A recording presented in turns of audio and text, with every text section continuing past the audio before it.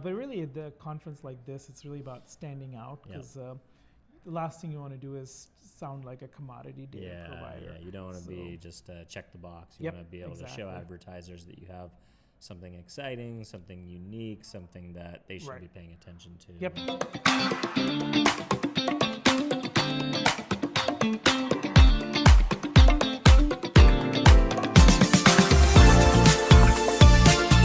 What's going on, everybody? Welcome back to another edition of the Ad Podcast. I am here with Ajay Gupta, the CEO of Strista, an exciting data company, and we are at LiveRamp's RampUp here in San Francisco, California. Ajay, thanks so much for coming on, man. Yeah, my pleasure. So tell me a little bit about yourself, what you guys do, and what brought you guys to RampUp this year. Yeah, so Strista is a data-driven company. We focus a lot on our identity graph, which is built using email and CTV IDs, IP addresses. Nice. But a lot of what we do is really solutions that we build on top of it. So a couple of solutions we focus on is media activation using data. So you hear a lot about data-driven targeting. Yeah. So that's exactly what we provide fuel for is the data for the data-driven targeting. And then we also own an email marketing platform as well. So you can kind of hit people in two channels, kind of exactly. the blue car effect of like you get an email, then you see an ad, and then you're like, wow, these guys are everywhere.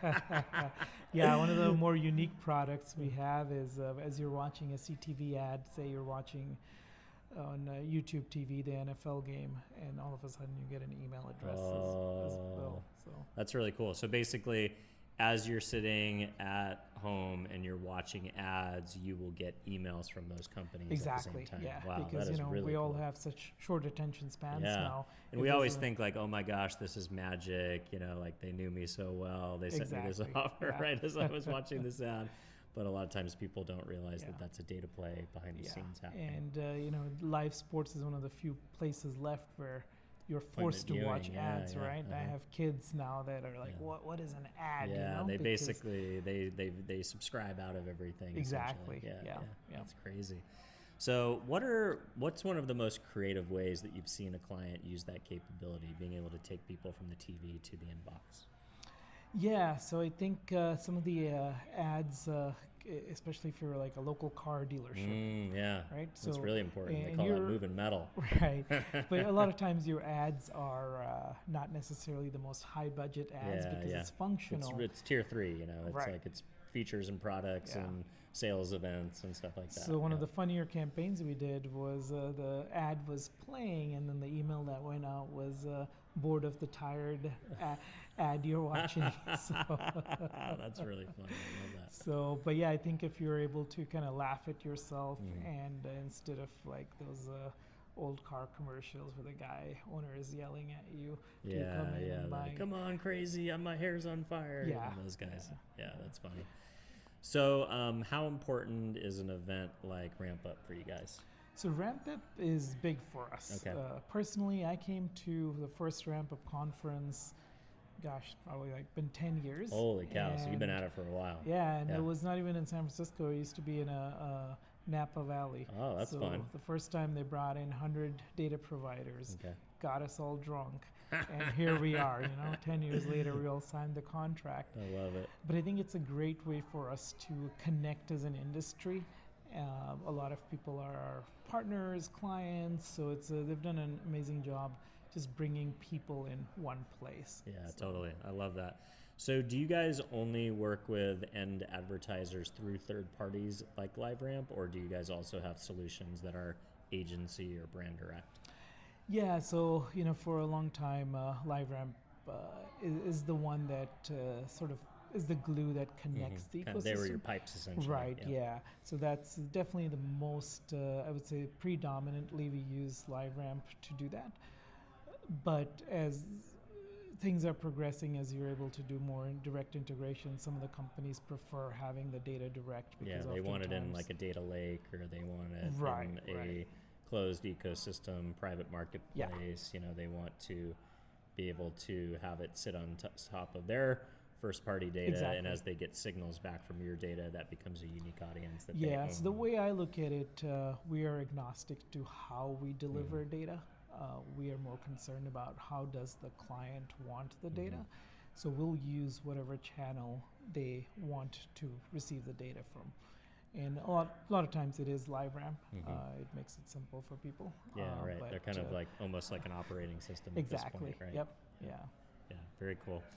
All right, what are you guys doing specifically at this event to stand out? Obviously, you've got this cool room here. Yep. We've got, you know, a little bit of a lounge situation, but are you guys doing any, like a, you know, I walked around here. I didn't expect this event to be as big as it was when I walked in. I was like, I thought this was kind of like a small user conference. And then all of a sudden I show up and it's like 3 or 4 floors, main stage, lots of people vying for the folks' attention. They're kind of coming through. You guys obviously have a great space here, and but anything else you guys are doing to stand out this week? One of the funny things we're doing is a lot of us are wearing these bright orange shoes. I love it. I was going to comment on that. If you guys haven't seen, he's got some sick Nike kicks. There we go. So him and the whole crew, they're all oranged up. They're living the brand. And we actually got a lot of LinkedIn messages even before the show, because we were promoting that we were wearing these orange shoes. So we had a lot of people come up to us just to look at the shoes as well. Yeah, so that's we're really doing cool. different I'm orange surprised shoes, you guys aren't selling them or like customizing them. That idea has come up. So that might have to be next year, do it right? Next year, yeah. But really, at the conference like this, it's really about standing out, because the last thing you want to do is sound like a commodity data provider. Yeah, you don't want to be just check the box. You want to be able to show advertisers that you have something exciting, something unique, something that they should be paying attention to when they're planning campaigns. Yeah, I love that. Any thought leadership for you this week? Are you speaking at all? I am not speaking this week. I think I am speaking to about 10 to 12 people every day. But I love it. Speaking, doing the one-on-one speaking versus a lot of the one-on-one one-to-many conversations. Yeah. Got it. Awesome. Tell me about have you been able to attend any thought leadership or meet with anybody this week? Has there been any insights that you have gleaned specifically from this event that you're excited about? You're ready to take this back to the team and say, hey guys, here's something we learned, and here's how we want to implement what we learned. Yeah, I think the big thing about this conference is you learn. Most of us have similar data sets. But I think how people are using that data set. It's all in the creativity, it's really. How you're using the data set that makes it unique. So sometimes even if we're talking with a client and we hear, oh, this is how you're using our data. Well, I had not thought of it. Oh, interesting. So sometimes it's the client that creates the innovation exactly. versus the other way around. Yeah. But a lot of panels here today are about AI. Yeah. So a lot of that. We made it 7 minutes without saying AI. There should be. So I should put some tequila shots here, and then as soon as you say it, you have to take it. I try to avoid saying it myself. But we can't. We have to say it at some point. Yeah. But I think that's probably the overall arching theme of the conference. But to me, again, it's less about the buzzwords, but how people are using those data sets and what are some of the practical usage of those data terms versus just saying we're doing innovation. Yeah, I think you're right. I feel like last year was kind of the hype cycle of AI. Like everybody had it, everybody needed it, everybody wanted it, but not a lot of people were getting specific. Yeah. What's the most practical way that you guys are using AI, and how is it having an impact on the business? So one of the things we did, this was for our own internal usage, a lot of what we do, so we're a DSP, so we're running campaigns and we're an ESP, but a lot of times, sometimes clients don't have landing pages, for example. And a lot of clients we work with are quite large, but they still, at the amount of time it would take for an internal team to build a landing page. We've spent a lot of time building our own portals along with some of the client work we do. And AI has just changed that drastically. So we're building out a new web portal, for example. Normally, it would have probably taken about 6 months. Oh my gosh. It took 2 weeks for a guy on our product team who doesn't know how to code. You just vibe coded it. Yeah. Wow. I was just looking at it, and it was all clickable, all demoable. We had to connect the engineers to use the data to connect it, but just mind-boggling how much time and money we saved on it. And that's what we're doing with clients now. some of our old school marketing guys in our company are like, it's going to take 3 weeks for a landing page. I'm like, no, it should take 10 minutes. Let's get it up and running. That's so cool. But the amount of money we would lose because the client didn't have a landing page. Yeah, the time, and that's where all the optimization comes from, right? When you can drive that traffic to a landing page and then start to get signals back. Right. That's awesome. All right, so the hype cycle word of this cycle is agentic.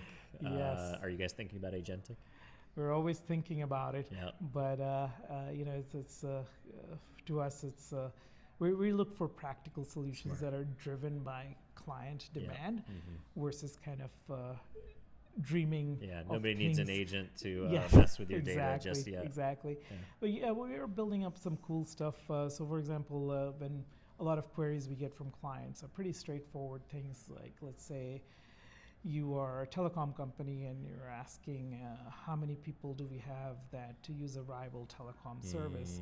So that normally goes to somebody who's a business analyst and then a SQL person. So we are building up tools where you can chat with a AI agent. That's awesome. So you can kind of like talk to the AI versus having to wait for an email from your account team. Exactly. Like that. Yeah. So that's like real-time response. That we're building, and it's huge for our salespeople too, because now when they're talking to somebody, they not only don't have to wait, they can actually share their screen. I mean, that came up for me today. Like I had an advertiser call me, and they're like, "Hey, we've got this client that's moving money from Fox TV, and he wants it's kind of like a cup holder that keeps your phone from falling out of the car, and they haven't had sales in a while on it, so we want to do a new ad, and they normally just buy Fox TV, but we want to move it to social commerce. So you got any case studies?" And it's like, I'm pretty new to my organization, so I've got to go on Teams and wait for people for 3 or 4 days to like answer my query or whatever. Right. And but yeah, how amazing if I could just talk to our case studies or talk to our client database and say,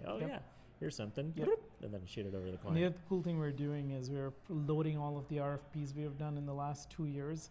So future RFPs that are coming in, we're actually super smart using it to just fill it out automatically. Isn't that amazing? So, yeah, because like RFPs are really, let's be honest, they're the most annoying part of the industry, right? It's like, it's basically, hey, do some work and maybe get paid for it. Yeah, and oftentimes it's predetermined who's going to win it, so you're spending a lot of times, but... Yeah, a lot of times it's just, they have to look like they threw a net out and, talk to some people. So exactly. I love that. I love using it. I mean, that's the most practical component for me is like being able to, when somebody asks me for a busy work task, I can just be like, I'm not going to be very busy. Boom, here it is. I love that. All right, AJ, great conversation. Really appreciate you taking a few minutes to sit down with the audience. If folks are resonating with some of the things that we talked about today, where would you like to send people to learn more about easiest way to find me is on LinkedIn, hyperactive on LinkedIn. So Ajay Gupta, Strista, easy to find. We'll link in the show notes. Yep. Thank you, sir. Cheers.